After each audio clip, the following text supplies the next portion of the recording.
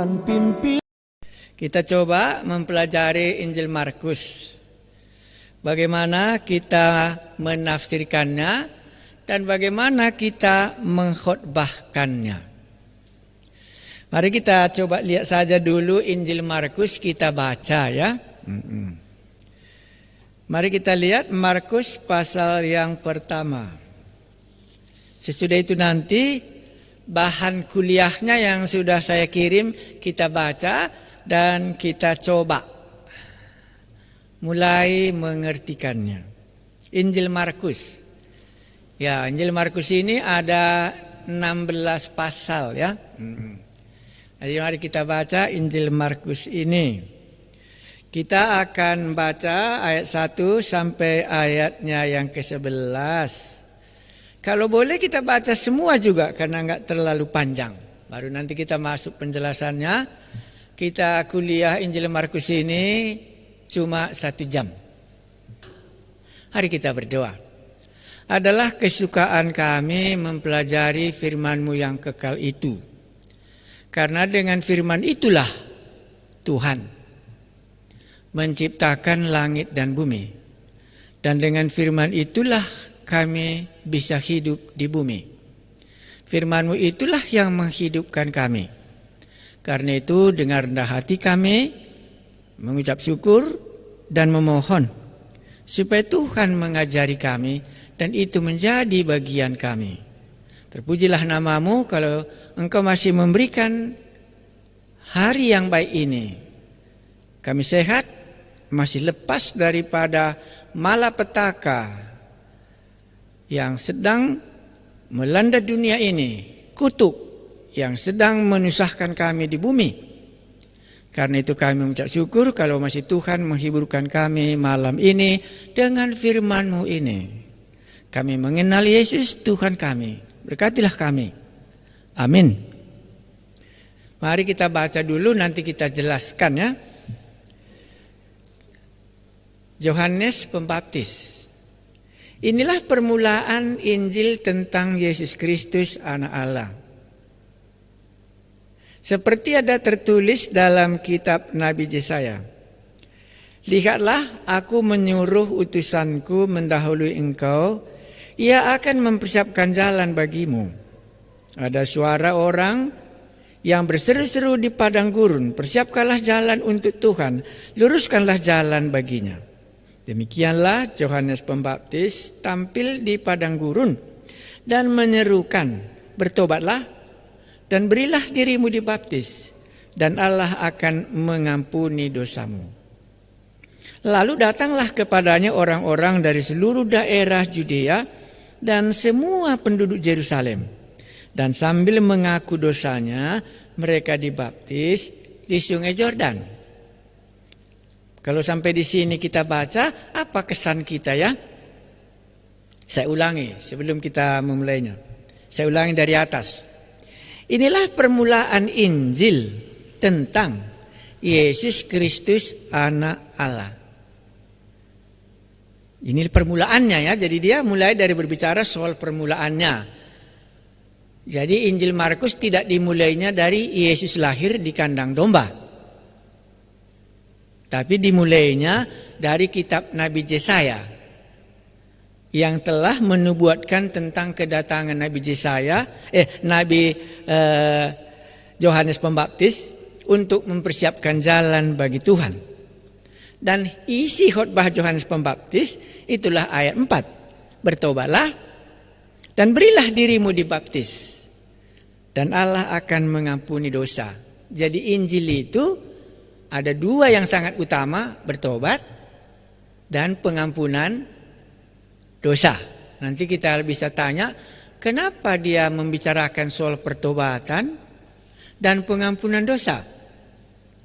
Apakah orang yang menerima surat Injil Markus ini belum bertobat dan belum juga dosanya diampuni? Jadi bagaimanakah kondisi orang yang menerima Injil Markus ini? Kedua, lalu datanglah kepadanya orang-orang dari seluruh daerah Judea dan semua penduduk Yerusalem, dan sambil mengaku dosanya, Mereka dibaptis di sungai Yordan. Jadi memang benar, kalau ada pertobatan, ada pengakuan dosa, dan ada baptisan. Tandanya dia sudah mati terhadap dosanya dan bangkit untuk Kristus. Kenapa ini dikhotbahkan? Sama nanti juga waktu ayat 14. Yesus tampil di Galilea. Tadi Yohanes Pembaptis yang khotbah, sekarang sudah dipersiapkan Yohanes Pembaptis, datanglah Tuhan Yesus. Mari kita baca lagi ayat 14. Sesudah Yohanes ditangkap, datanglah Yesus ke Galilea memberitakan Injil. Anda dapat situasi pada waktu itu ya. Situasi kejahatan bisa kita lihat kenapa Yohanes Pembaptis harus ditangkap. Yohanes Pembaptis itu benar, tapi dia ditangkap. Karena inilah kondisi di mana Yohanes Pembaptis dan Tuhan Yesus berkhotbah mengungkapkan kejahatan. Kita ingat bagaimana Yohanes Pembaptis dipenjarakan, bagaimana kepalanya dipenggal ya. Itulah gambaran yang menerima Injil Markus ini secara umum. Makanya dia katakan, bertobatlah, berilah dirimu dibaptis supaya kamu mendapatkan pengampunan dosa. Baru kita baca 15. Lalu sesudah Yesus ditangkap, datanglah Yesus ke Galilea memberitakan Injil Allah. Apa katanya? Katanya waktunya telah genap. Kerajaan Allah sudah dekat. Berikutnya apa lagi? Bertobatlah dan percayalah kepada Injil. Karena Yesus sudah datang, ada pertobatan dan ada percaya kepadanya. Jadi kalau begitu, khotbahnya Yohanes Pembaptis dalam arti bertobat dan khotbahnya Tuhan Yesus dalam arti bertobat ada perbedaannya. Injil Yohanes Pembaptis mengangkat orang ini supaya bertobat dari tingkat kejahatan yang diungkapkan tadi di sini. Bagaimana jahatnya orang itu sampai mempenjarakan Yohanes Pembaptis. Tapi dalam khotbah Tuhan Yesus itu berbicara soal pertobatan dan percaya. Karena tidak ada gunanya bertobat kalau tidak kita percaya. Jadi kalau begitu, apa yang dimaksudkan oleh Markus di sini bertobat? Kalau Yohanes Pembaptis mengatakan bertobatlah, meninggalkan sejarah kejahatan. Barulah dibaptis, lambangnya dia sudah berhenti dari kejahatan itu. Nah, kalau begitu bertobat dalam waktu Yesus menyatakan apa? Tinggalkan kejahatan itu dan percayalah kepada Injil yang akan datang. Itulah Yesus. Yang mana Anda? Apakah Anda bertobat dari tingkat kejahatan dan berubah menjadi manusia yang baik? Dan Anda dibaptis, tandanya Anda sudah meninggalkan kejahatan? Itulah khotbahnya Yohanes Pembaptis. Tetapi kalau kita bertobatnya dalam khotbah Tuhan Yesus, maka kita bertobat dari semua kejahatan kita. Dari semua ketidakmengenalan kita tentang Allah. Karena kita bertobat, kita mengarahkan mata kita dan kita percaya. Apa yang kita percayai? Itulah ayat 1. Apa yang kita percaya, makanya dimulainya tadi di sini, inilah permulaan Injil tentang Yesus Kristus anak Allah. Kesitulah maunya orang ini percaya kalau mereka menyatakan dirinya dia bertobat. Nah sekarang boleh kita singkat karena Markus ini khotbahnya nggak payah membacanya. Injil Markus itu ini Injil yang paling gampang. Dia tidak banyak latar belakang perjanjian lamanya. Dia tidak merupakan teologi yang paling penting. Tetapi bagi Markus itu hal praktis yang perlu. Makanya dia langsung mulai khotbah, bertobatlah. Itulah yang dimaksudkan oleh Markus. Berilah dirimu dibaptis, terimalah pengampunan dosa. Kan praktis-praktis dia. Baru waktu Yesus datang, bertobatlah kamu sebab kerajaan Allah sudah dekat dan percayalah kepada Injil. Gitu. Nah, kalau begitu kita mengertinya, aku sudah bertobat. Bolehkah Anda menceritakan dalam hal apa yang Anda maksudkan Anda sudah bertobat? Baik, kalau begitu ini kan namanya kuliah. Jadi mari kita lihat halaman 41. Saya kira itu yang saya berikan bukunya. Buku ini siapa yang mau beli, bukan siapa yang mau beli, siapa yang mau dapat, itu harus kasih tahu dulu karena ini dibelinya di Jawa Timur. 2 minggu, ya paling cepat 10 hari sudah sampai kepada saudara kalau Anda mau. Karena saya sudah beli 50 kurasa, jadi sudah habis di Kabanjahe. Tetapi kalau ada yang mau, ya aku mau begitu. Kalau untuk kemurahannya masih ada beberapa buah lagi. Walaupun kita belum pesan maksudku. Mari kita lihat halaman 41. Ini Injil Markus. Dimulainya siapakah menulis Injil Markus ini? Supaya kalau nanti kita membahas Markusnya, kalau kita nanti membahas Injil Markusnya, kalau kita mengenal penulisnya, kita bisa tahu apa latar belakangnya, makanya demikian dikatakannya. Umpamanya lah salah satu tadi sudah kita ungkapkannya, Injil inilah permulaan Injil. Langsung dia mengenai Injil Yesus Kristus, langsung dia masuk Yohanes Pembaptis. Di mana Yesus lahir? Dia tidak menceritakan kelahiran Yesus. Karena Markus tidak tertarik akan kelahiran Tuhan Yesus. Karena tema seluruhnya Injil Markus kita sudah ingat itu ya. Markus pasal 10 ayat 45. Bahwa Yesus datang untuk melayani dengan kuasanya. Makanya kalau kita bertobat berdasarkan Injil Markus, maka langsung kesan kita kalau aku bertobat, aku akan meniru perbuatan Tuhan Yesus. Apa perbuatan Tuhan Yesus? Tidak banyak khotbah, tidak banyak cerita, tidak berbicara soal teologi yang dalam-dalam, tidak terlalu sulit menafsirkan khotbahnya, tetapi yang menarik waktu kita baca Injil Markus, apa? Dilayaninya. Jadi kalau kita katakan aku bertobat sesuai dengan Injil Markus, maka berarti banyak kali buah pelayananku. Di mana-mana pun aku melayani. Maka kalau aku tarik kesan bagi diriku, aku mungkin Markus aku. Begitu aku bertobat, langsung aku melayani gelandangan di kota Medan. Tidak ada yang menurut. Langsung aku menjadi guru sekolah minggu. Langsung aku memimpin kelompok-kelompok di tengah-tengah mahasiswa. Langsung aku pergi mengabarkan Injil dari kota Medan ini ke Tanah Karo dan di Sumatera Utara ini. Karena bagi aku bertobat, percaya, meninggalkan dosa dan dosa diampuni, ujungnya apa? Ya melayani. Ya berbuat. Nah, makanya di sini Markus tidak menuliskan tentang kelahiran Tuhan Yesus karena Markus mau mengungkapkan, lihatlah Yesus ini kemana saja pun dia melayani. Itu ku ingat kali itu. Padahal aku belum belajar kitab Markus mula-mula aku bertobat, tapi hampir tindakanku seperti yang dikatakan oleh Markus ini. Inilah buah pertobatan.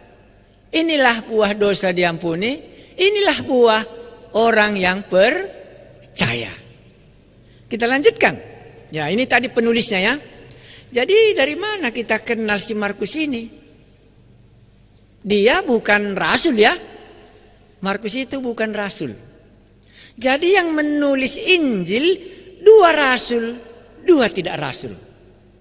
Matius itu rasul. Yohanes itu rasul. Tapi Lukas, dia bukan rasul.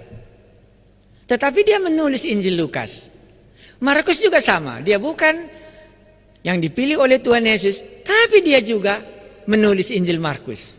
Ya, mari kita lihat ini dikatakannya nama si penulis tidak disebut dalam Injil Markus. Baik secara langsung maupun secara tidak langsung. Tetapi tradisi gereja ya, jadi kalau dulu cara mendekati Alkitab ini, seringkali kita jumpa dengan bapak-bapak gereja pada abad pertama ya. Karena sesudah Tuhan Yesus naik ke surga, yang tinggal di bumi adalah bapak-bapak gereja dan juga rasul-rasul. Jadi bapak-bapak gereja itu umumnya sesudah rasul-rasul meninggalkan bumi. Sekarang bapak-bapak gereja lah yang memegangnya. Ya. Makanya dikatakannya di sini, tapi bapak-bapak gereja pada abad pertama sesudah rasul-rasul mati, mereka katakan bahwa yang penulis Injil Markus ini adalah Markus yang ada di dalam Kisah Rasul pasal 12. Ya, mari kita lihat Kisah Rasul pasal 12 ayat 12. Di situ mungkin kita jumpa mengenai Markus ini yang menulis Injil ini. Jadi kita agak melihat dulu si penulisnya ya. Kenapa di Kisah Rasul? Karena di situ cuma nanti muncul namanya. Sebelumnya enggak muncul-muncul namanya Markus. Pasal 12 ayat 12. Saya baca.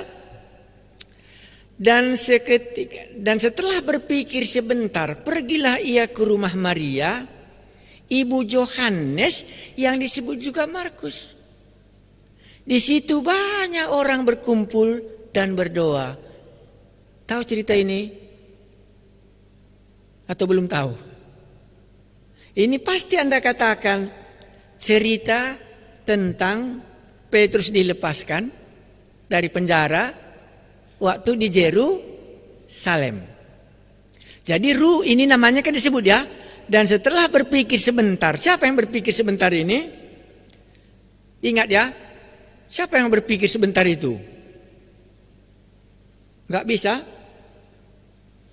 Siapa ya yang membuka pintu itu ya? Ya, karena mereka ini berdoa di sini. Itu ayat 13 kah? Dan ketika ia mengetuk pintu gerbang, datanglah seorang hamba perempuan bernama Rode untuk mengetahui siapakah yang mengetuk itu. Ia terus mengenal suara Petrus, tetapi karena girangnya ia tidak membuka pintu gerbang itu dan segera masuk dan ke dalamnya untuk memberitahukan bahwa Petrus ada di depan pintu gerbang. Jadi kemana Petrus sesudah dilepaskan dari penjara? Ke rumah Markus ayat 12 tadi. Dan inilah Markus yang menulis surat ini. Jadi Markus yang menulis menulis Injil ini tinggalnya di Yerusalem. Tempat berkumpulnya orang-orang yang percaya pada hari raya Pentakosta itu. Kemungkinannya di rumah Markus inilah gereja yang 3000 ini dimulai. Dari rumah Markus inilah mereka turun waktu Roh Kudus memenuhi mereka pada hari raya Pentakosta. Inilah Markus. Satu lagi, Markus ini dituliskan lagi di dalam 1 Petrus pasal berapa ya? Pasal 5 ayat 13. 1 Petrus pasal 5 ayat 13.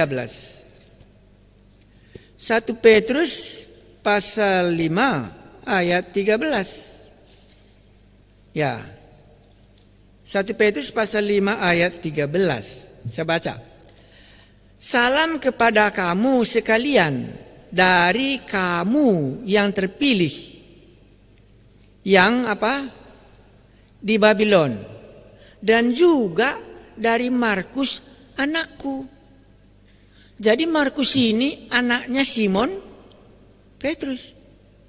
Karena dikatakan Simon Petrus dalam suratnya ini, Markus itu adalah anaknya sendiri secara rohani. Sama dengan Timotius itu adalah anakku yang sah di dalam iman, kata Paulus. Jadi kalau begitu Markus ini di Injilnya ya kebanyakanlah apa yang didengarnya tentang Yesus dari Simon Petrus. Jadi dari mana sumber Simon Petrus? Dari mana sumber Markus menulis tentang Injilnya? Jawab kita tadi, karena rumahnya lah dipakai pertemuan gereja pada abad pertama.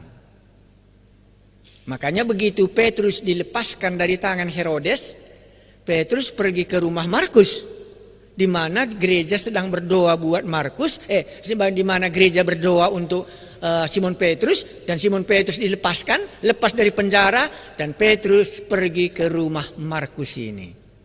Makanya Markus ini adalah orang Yerusalem. Nanti masih jumpa kita John Markus bersama dengan Paulus waktu dia misinya yang pertama. Begitu Markus meninggalkan mereka, dia kembali lagi ke Yerusalem.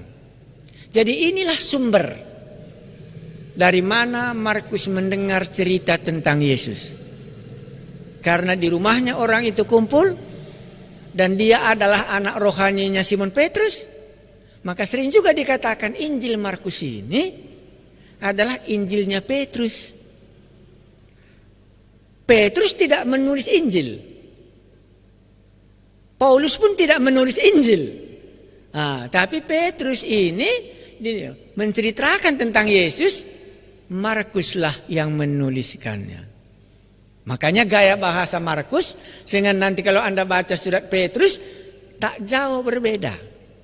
Nanti waktu Anda baca juga Injil Lukas dengan Anda baca surat-suratnya Paulus, enggak jauh beda. Karena anak rohaninya yang menuliskannya. Makanya Markus ini ada di Yerusalem dan dia mengetahui cerita Tuhan Yesus. Dan dia mengungkapkannya. Ditambah dengan waktu Petrus bersama-sama dengan Tuhan Yesus. Itulah sumber sehingga dia bisa menuliskan Markus ini. Baik, kita lanjutkan. Ini bisa banyak semua, kita tidak baca semuanya. Contohnya dikatakannya tadi di sini, kesaksian yang penting jelas dari tokoh-tokoh gereja mula-mula terdapat di dalam tulisan Papias. Dia menulis, Markus, juru bahasanya Petrus, mencatat dengan teliti walaupun tidak memperhatikan urutan peristiwa itu. Markus tidak kronologis. Dia menulis sesuai dengan ingatannya karena dia tidak pernah mengenal Yesus atau bertemu dengan dia. Tapi dia dididik di bawah pimpinan Petrus. Oleh karena itu benar semua yang ditulis oleh Markus. Segala sesuatu ditulis dengan teliti dan dia berusaha untuk tidak melupakan sedikit pun dari apa yang didengarnya. Clemens dari Alexandria itu tahun 220 mengatakan bahwa Injil yang kedua itu ditulis juga oleh Markus atas dorongan dan keinginan para pendengar Petrus di kota Roma. Maka Injil Markus ini sendiri ditulis untuk kebutuhan gereja di Roma. Karena Petrus sama Paulus mati syahidnya semua di kekesaran Rom. Jadi kalau dari satu sisi rasul-rasul hanya Yakobus yang dipenggal kepalanya oleh Herodes di Yerusalem. Dan yang lainnya sudah pindah ke kota Roma. Jadi Markus ini, suratnya ini ditulis untuk gereja Roma. Jadi gereja Roma ini bisa kita bayangkan dia tidak dekat lagi dengan tradisi Bait Allah di Yerusalem. Makanya nanti dalam gaya bahasanya sudah banyak dia pakai bahasa Latin, sebagaimana pada masa itu bahasa Rom itu bahasa Latin. Dan adat-adat orang Yahudi seringkali diabaikannya. Karena yang membacanya mungkin sudah lupa karena mereka sudah lama tinggal di Roma. Itulah latar belakangnya si penulis Markus ini. Mari kita lihat yang berikutnya. Ini enggak kita mendetail ya, nanti Anda bisa baca. Nah, baru berikutnya itu alamat. Alamat tadi sudah kita singkatkan tadi saja kepada gereja yang ada di Roma. Siapa yang mendirikan gereja Roma? Enggak ada yang tahu. Apakah Petrus? Ataukah Paulus? Ataukah Markus? Tidak ada yang tahu. Jadi gereja di Roma itu kebanyakan orang setuju bahwa itu hanya berkat kebangunan rohani pada hari raya Pentakosta. Begitu mereka bertobat dari dari Yerusalem hari raya Pentakosta itu, mereka pergi ke Roma karena itu kota yang sangat penting, ibu kota Kekaisaran Romawi. Kumpul mereka di sana, dan mereka membuat gereja. Akhirnya Petrus ke sana, Markus ke sana. Paulus pun berkata, sebelum aku melanjutkan perjalananku ke Spanyol, aku mau singgah di tengah-tengah kamu, supaya engkau memberikan pertolongan kepada aku untuk melanjutkan misiku ke Spanyol. Maka Paulus juga mengunjungi gereja ini. Nah, makanya tidaklah salah Markus yang menulis ini tahu cerita tentang Tuhan Yesus. Maka jangan lupa tadi khotbah yang pertama apa? Bertobatlah. Itulah isi Injilnya yang pertama. Ya, karena Yesus datang ke dunia untuk melayani manusia, supaya manusia itu bertobat dan meninggalkan dosanya, dibaptiskan, mati untuk dosa-dosanya. Datang Tuhan Yesus, bertobatlah. Karena di Markus cuma kita jumpa itu. Bertobatlah, apalagi dikatakannya, dan percayalah kepada Injil. Karena Injil sudah datang, kerajaan Allah sudah berdiri, di mana Yesus sudah datang, firman menjelma menjadi manusia. Ya, alamatnya sudah, itu nanti Anda bisa baca di rumah. Nah, waktunya ini kurang lebih disebutkan tahun 65 ya. Ya, tahun 65 waktunya. Nah, ngerti Anda integritas Injil? Integritas Injil Markus. Itu maksudnya nggak bisa kita tahu ya, keutuhan Injil Markus. Apakah Markus semuanya menulis dari ayat 1 pasal 1 sampai pasal 16, ayat berapa terakhir Markus?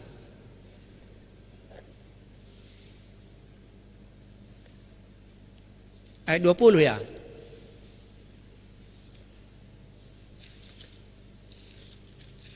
Karena kita perlu ini mengetahuinya sedikit-sedikit, walaupun nggak semuanya kali kita akan bahas. Itu namanya, apakah Markus yang menulis dari ayat pertama Injil Markus sampai Markus pasalnya yang ke-16, ayatnya yang ke-20. Nah, makanya sebahagian kita harus mengetahuinya karena kita kan kuliah. Karena sebahagian orang akan mengatakan Markus hanya menulis sampai ayat 8. Ayat 9 bukan dia lagi katanya. Ya, itulah yang muncul di dalam keutuhan. Ayat 1 apakah Markus menulis katanya. Ya, semua punya alasan. Tapi kita sampai sekarang ini menerima bahwa Markuslah yang menulis pasal 1 ayat 1 dan Markuslah yang menulis pasal 16 ayat 20. Kami menerima itu, Markuslah yang menulisnya. Itulah namanya keutuhan, bahwa Markuslah yang menulisnya. Ya, jadi kalau ada nanti Alkitab Anda bisa melihat perbedaan-perbedaannya, karena kita kuliah Injil Markus, Anda bisa membayangkannya. Ya, mereka mengatakan ayat 1 dan ayat 9 ke bawah mungkin bukan Markus yang menulisnya. Tetapi kita hanya sangat sederhana kali, inilah Injil Yesus Kristus, anak Allah. Sampai kepada pasal 16 ayat 20, Markus yang menulisnya. Ya, baik kita lewatkan ini. Kan sudah dibilang ya, kalau kita terima bahwa Markus 16, itu halaman 45. Sampai 20. Tidak dicantumkan oleh Markus sendiri, tetapi ditambah kemudian. Timbullah persoalan yang lain. Adakah Markus pasal 16 ayat 8 merupakan ayat terakhir? Atau adakah penutup yang lain yang sudah hilang? Dalam hal ini tidak bisa kita pastikan apa-apa. Nah, itulah keunggulan, integritasnya ya, keasliannya. Jadi kalau ini tadi kesimpulan, Injil Markus ditunjukkan kepada orang Kristen di Roma dan melalui mereka diteruskan kepada kita semua. Baik, kita lihat lagi yang berikutnya. Rumusan berita, karena kita kan mau belajar khotbah ya, mau menafsirkan Alkitab itu, setidaknya apa rumusannya? Rumusan berita Injil itu dalam halaman 46. Maksud Markus dengan menulis Injil ini dinyatakan dalam ayat pertama. Inilah permulaan Injil tentang Yesus Kristus, Anak Allah. Markus ingin menyatakan Yesus sebagai Anak Allah. Itulah sebabnya makanya dia datang untuk melayani dan dia datang untuk menyelesaikan persoalan manusia. Ini kita harus ini. Istilah Yesus Kristus Anak Allah sering terdapat dalam Injil Markus dan seterusnya. Anda bisa nanti baca selengkapnya. Mari kita lihat lagi yang berikutnya, ini garis besar. Ini garis besar outline-nya ya, halaman 49. Pendahuluan dan persiapan. Menurut buku kita yang kita pegang ini, ya, dia hanya membagi 3 bagian. Bagian yang pertama, pelayanan Tuhan Yesus di Galilea. Itu ayat 1 sampai pasal 9 ayat 50. Jadi hanya daerah pelayanannya yang dibaginya. Baru yang kedua, pelayanan Tuhan Yesus di Judea. Tahu kita Judea itu daerah Yerusalem ya. Galilea itu adalah di daerah Kapernaum di mana dia dibesarkan. Di mana ada Bait Allah itulah Judea, itulah Yerusalem. Tetapi dia membagi 2. Jadi kalau Anda nanti membaca Markus pasal 1 sampai selesai ayat mulai Pak Markus pasal 1 sampai selesai pasal 9, Anda akan melihat di mana Yesus melayani. Bahwa dia melayani di daerah Galilea ini. Jadi Markus memilih pelayanan Tuhan Yesus di Galilea. Itu yang mau diceritakannya karena dia mau menceritakan Yesus Anak Allah yang penuh kuasa ini melayani dia di daerah Galilea. Baru yang kedua disambungnya pelayanan Tuhan Yesus di Judea itu mulai dari pasal 10 sampai pasal 13. Barulah sebagai pelayan untuk pengampunan dosa tidak bisa tidak haruslah penderitaan, kematian dan kebangkitan. Jadi kebangkitan dan kematian Tuhan Yesus di sini adalah merupakan bagian di mana Yesus melayani. Karena tanpa kematian dan kebangkitannya tidak bisa dia melayani. Hai anakku, dosamu sudah diampuni. Jadi dia hanya 3 kelompok pelayanannya. Dia melayani di daerah Galilea, itu di luar dari Yehuda. Dan dia melayani di Yehuda, itu di daerah dekat Yerusalem. Baru dia masuk tentang penderitaan Tuhan Yesus, kematiannya untuk pengampunan dosa. Begitulah Markus menuliskan tentang Yesus yang melayani. Nah, jadi mari kita coba secara nanti kalau Anda mengkhotbahkannya di sini, maka Anda akan menyatakan Yesus melayani di Galilea. Yesus melayani daerah Judea. Yesus melayani dalam kematiannya. Karena semua apa saja yang dilakukannya, Markus hanya memikirkan bagaimana Yesus melayani. Anak manusia datang ke dalam dunia ini untuk melayani dan menyerahkan nyawanya bagi banyak orang. Jadi kalau begitu, makanya Markus tidak mencatat bagaimana Yesus mengajar di khotbah di bukit, tidak ada. Perumpamaan tentang kerajaan Allah pun tidak ada. Karena dia mau memfokuskan pelayanan. Bagaimana Yesus datang ke dunia ini, Mesias Anak Allah, tujuannya hanya untuk melayani. Makanya Markus melihat hal itu. Maka nanti waktu kita membaca Injil Markus, kita akan sampai juga tujuanku bertobat, meninggalkan kejahatan, dibaptis mati di dalam dosa-dosaku, dan aku telah mendapat pengampunan dosa dan percaya untuk Tuhan Yesus. Cuma satu tujuanku, itulah untuk melayani. Dan di dalam pelayanan ini kita akan bisa melihat kuasa.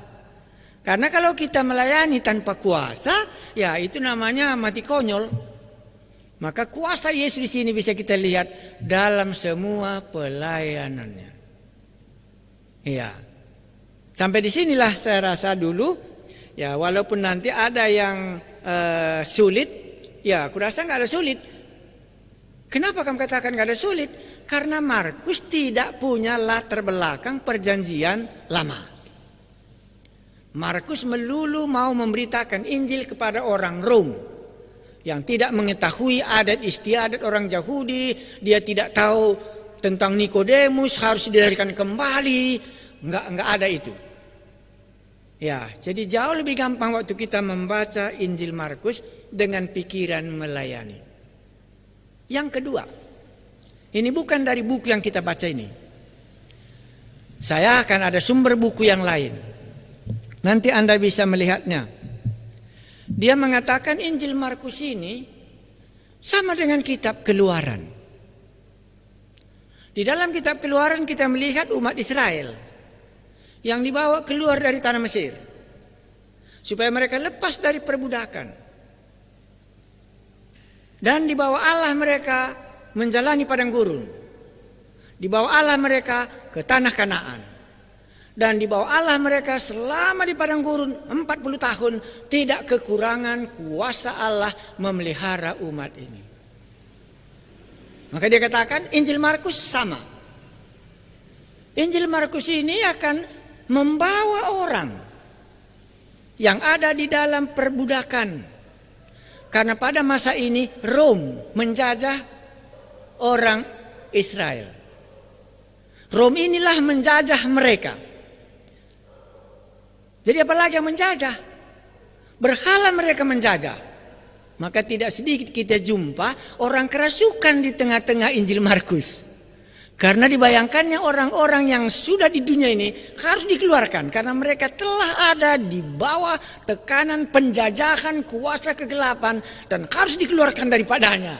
Makanya Markus sangat tertarik mengeluarkan orang-orang dari kerasukan setan. Dari penyakit kusta, dari orang-orang yang tidak lagi bisa menolong seperti Markus pasal 2 harus dikotong oleh 4 orang gitu ya.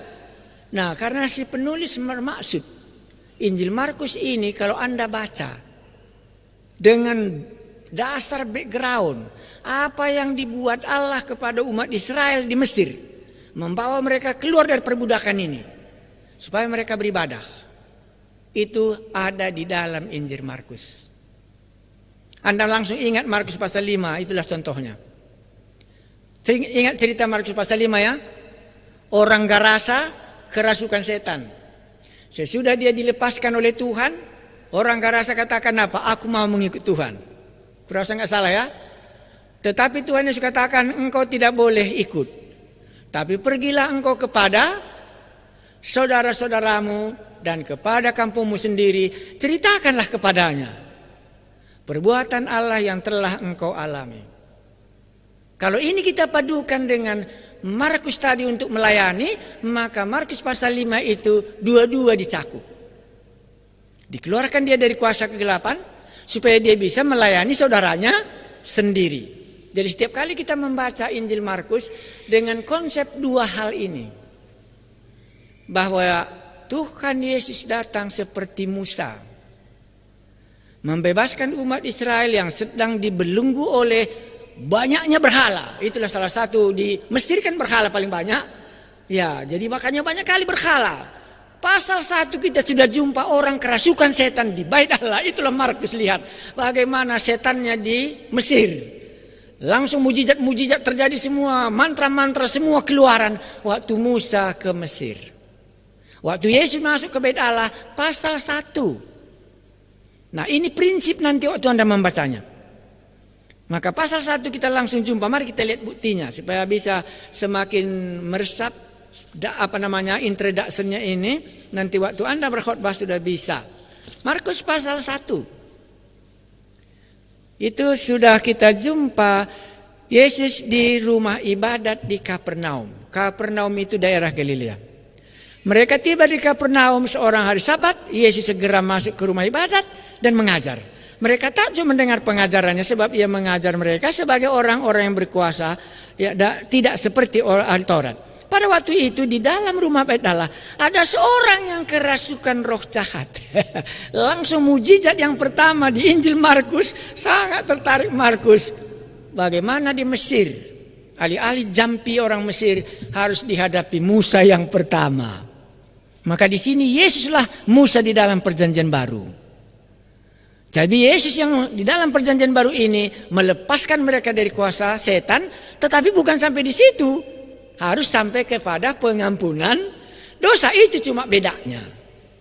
Nah, jadi kalau Anda membaca Markus ini dengan membayangkan Yesus adalah Musa yang kedua, membuat bangsa Israel ini keluar dari perbudakan. Jenis perbudakannya banyak ya. Dan menyangkut hal, hai anakku, dosamu sudah diampuni. Lebih komplit kebebasan yang diberikan oleh Tuhan Yesus daripada kebebasan yang diberikan oleh oleh Musa. Musa membawa umat Israel keluar secara jasmani. Tetapi Musa Yesus ini membawa mereka keluar dari perbudakan dosa dan perbudakan kuasa kegelapan supaya mereka masuk ke dalam kerajaan Allah dan dosanya diampuni, tapi dengan syarat pertobatan. Waktu Musa tak perlu pertobatan bagi umat Israel. Mereka semua diajak keluar bersama-sama. Itu maka Anda akan katakan disitulah kegagalan umat Israel. Keluar tanpa pertobatan. Maka menjadi musuh Musa dan menjadi musuh Allah sendiri. Nah, tetapi di dalam Tuhan Yesus yang dikatakan oleh Markus tidak. Tanda-tanda orang percaya, kan gitu di belakangnya. Nah, mereka akan diberi kuasa terhadap kuasa gelap terhadap banyak kali.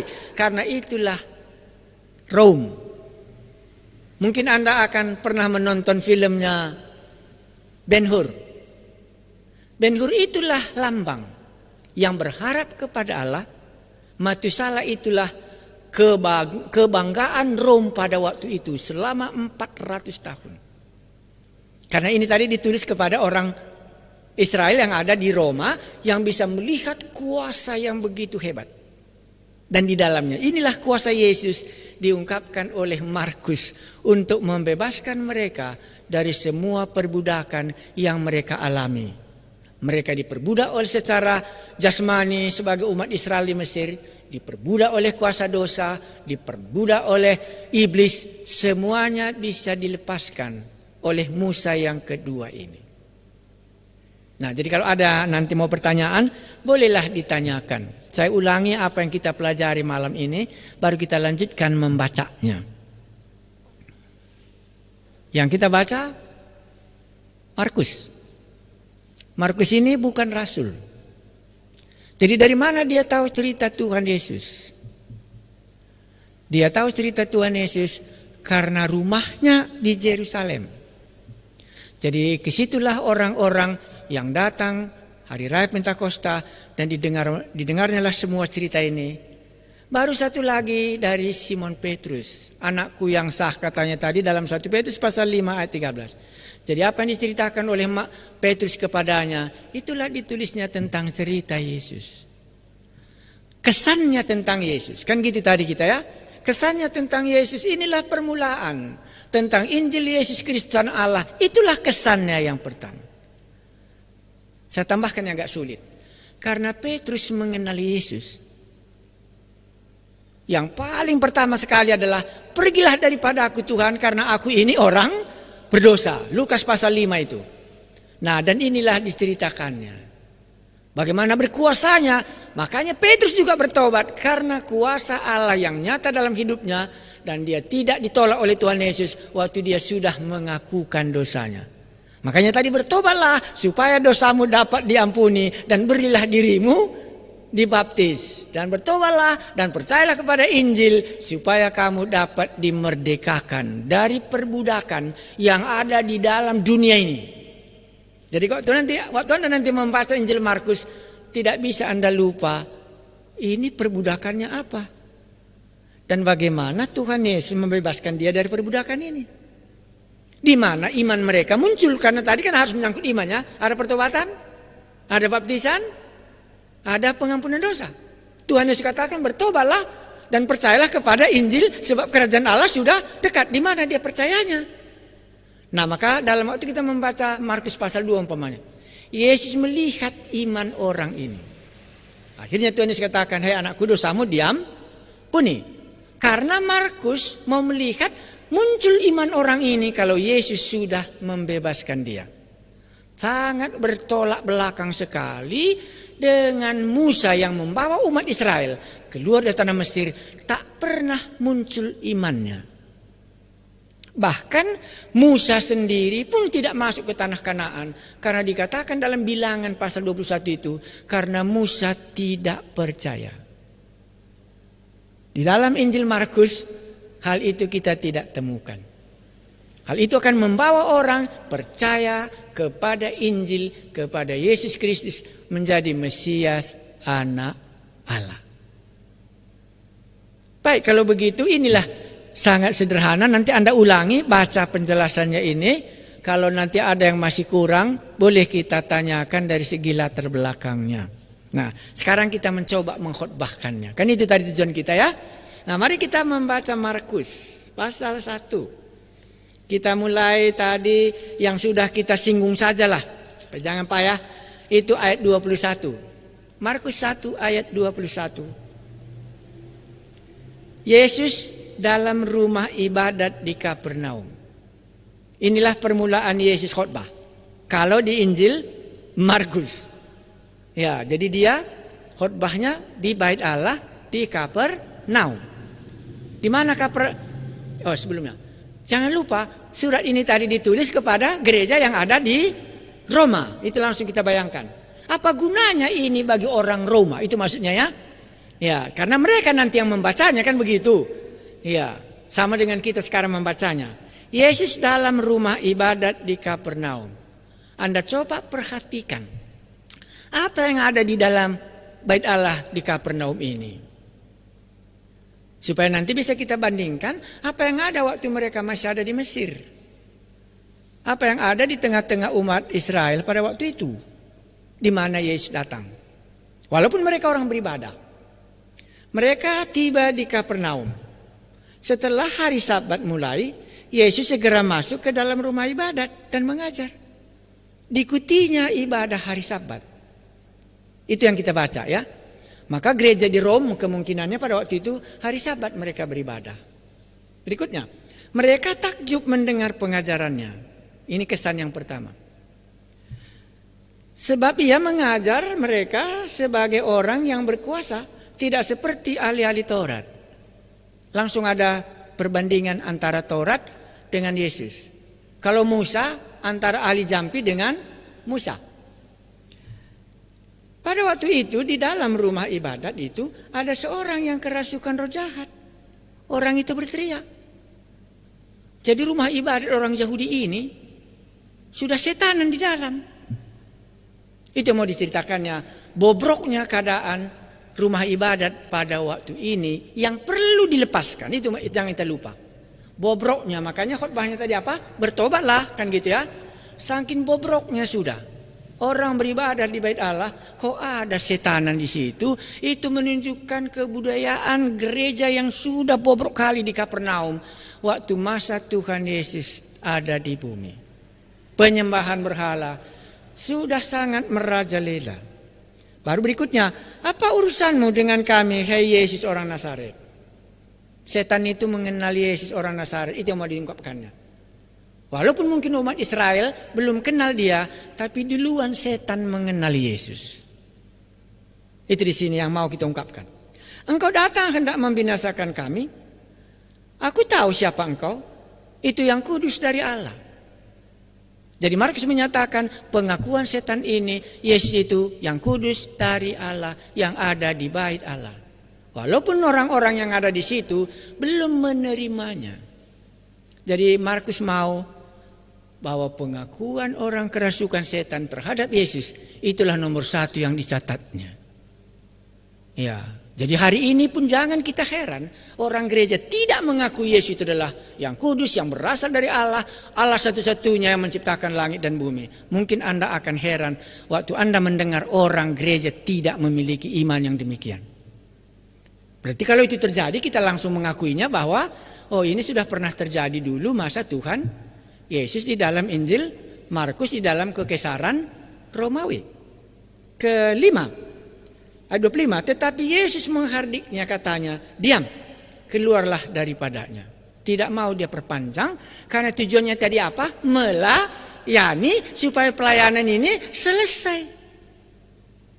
Roh jahat itu menggoncang-goncang orang itu. Ini menunjukkan kejahatan roh jahat. Dan sambil menjerit, dengan suara nyaring, ia keluar daripadanya. Ini mau diungkapkannya, di Mesir bagaimana Musa membuat tongkat. Ahli-ahli jampi Firaun juga bisa juga buat ular. Ditunjukkannya kuasanya. Inilah dia kuasanya. Mereka semuanya takjub sehingga mereka memperbincangkannya, katanya apa ini? Karena mereka kerajaan Allah sudah datang tadi ya. Mereka tidak tahu. Suatu ajaran baru. Maka Injil itu adalah suatu ajaran yang baru waktu kedatangannya ke bumi ini. Supaya gereja Roma tahu ini ajaran baru. Bukan bisa dipersatukan antara Yahudi dengan Injil. Saya ulangi. Itulah tujuan Injil Matius ditulis. Supaya di dalam Injil Matius diungkapkan bagaimana mereka bergeser dari keyahudian, dari bait Allah, masuk kepada kekristenan. Nah di sini sama. Apa ini? Suatu ajaran baru. Apa yang baru? Ia berkata-kata dengan kuasa. Apa yang dikatakannya semua terjadi. Kembali kepada Kejadian pasal 1. Allah berbicara, jadilah terang, dan terang itu pun jadi. Maka dia pakai istilah, dia berkata-kata dan perkataannya itu berkuasa. Karena inilah Injil Yesus Kristus anak Allah yang menyatakan langit dan bumi, dan perkataannya itu tanpa peralatan semuanya jadilah terang, dan itu pun jadi. Allah menciptakan langit dan bumi dengan perkataannya. Itulah yang mau diungkapkannya di sini. Berikutnya, ia berkata-kata dengan kuasa. Roh-roh jahat pun diperintahkannya, dan mereka taat kepadanya. Apa kesan Anda kalau Anda membayangkan perkataan ini? Kok setan-setan pun mendengarkan dia gitu ya? Ya. Tapi waktu di Taman Eden, manusia tidak mendengarkan perkataan Allah, tapi mendengarkan perkataan iblis. Tapi di sini iblis harus mendengarkan apa yang dikatakan oleh Yesus. Ya, manusia bisa tidak mendengarkan apa yang dikatakan oleh Yesus. Tetapi iblis harus mendengarkannya. Itulah yang mau dituliskan oleh Markus. Supaya dunia di kerajaan Rom, gereja yang ada di sana, supaya mereka bisa membandingkan diri mereka. Apakah mereka mendengarkan apa yang dikatakan oleh Yesus? Apakah mereka lebih tinggi daripada iblis? Iblis pun mendengarkan apa yang dikatakan oleh Allah. Hari ini struktur kekuasaan kita pasti Allah nomor satu, Yesus. Di bawahnya Allah, setan itulah malaikat-malaikat. Dan di bawahnya lah manusia. Maka waktu tadi dia perintahkan itu, tujuannya diperintahkan supaya gereja Rom tahu bahwa perkataan Yesus didengarkan oleh setan ini. Karena Rom adalah penyembahan berhala pada waktu itu. Bahkan kaisar dikatakan suara Allah. Itulah sebabnya makanya Raja Herodes ditampar oleh malaikat dan dia mati dan dimakan oleh cacing supaya terbukti. Ini yang mau diceritakan kalau kita khotbah. Karena kita kan belajar khotbah dan menafsirkannya. Mari kita ayat 28. Lalu tersebarlah dengan cepat kabar tentang dia ke segala penjuru di seluruh Galilea. Dibatasinya daerah Galilea saja. Orang lain belum. Nah, jadi kalau kita simpulkan khotbah kita, apa yang Anda mau katakan di sini? Karena khotbah tanpa disimpulkan itu enggak ada artinya. Maka khotbah yang kita mau simpulkan di sini satu, keadaan bait Allah di Yerusalem. Gampang menguraikannya. Di dalamnya itu setanan, kan gitu ya. Jadi dia berminggu bawa jimat gitu umpamanya aplikasinya ya. Dan kebetulan pada waktu itu memang dia kerasukan setan dan setan itu mengenal Yesus. Kan itu di sini yang kita mau lihat. Nah, sesudah itu apa? Yesus tidak membiarkan setan itu terus di dalam gereja itu. Kan gitu ini. Baru dia menyatakan itu. Tetapi sebelum kita sampai ke sana khotbah, setan mengakui Yesus itu siapa? Yang kudus dari Allah. Setan mengakui bahwa dia harus takluk kepada Yesus.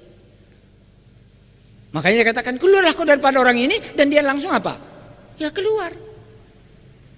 Jadi manakah kita lebih kuat daripada iblis, daripada malaikat-malaikat? Kalau kita tidak mentaati firman Tuhan, kemungkinan kita lebih jago dari setan. Padahal di sini tadi setan mengalahkan dia.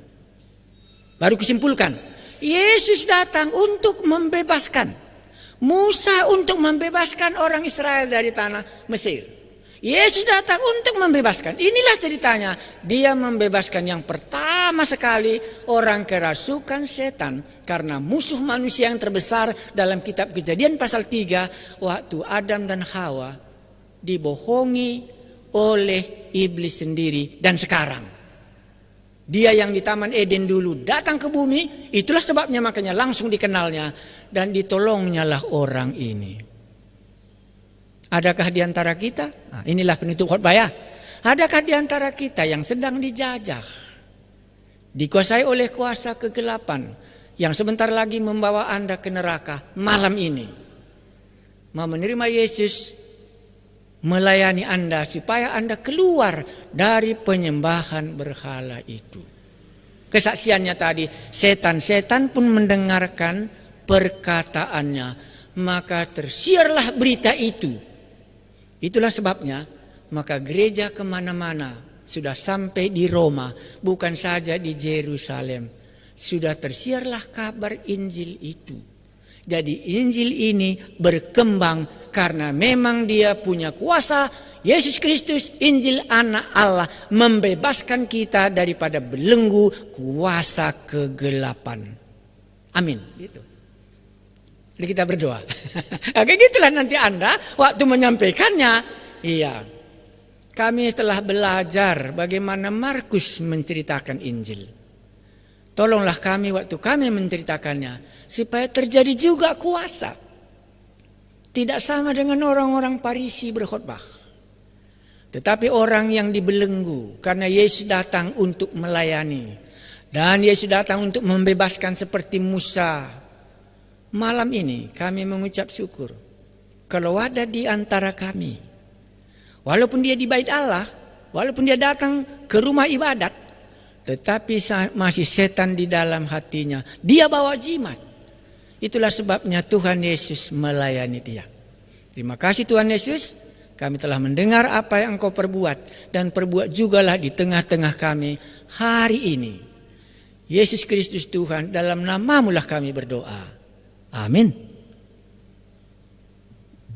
Dia, begitulah cara khotbah. Nah, baru kalau besok kita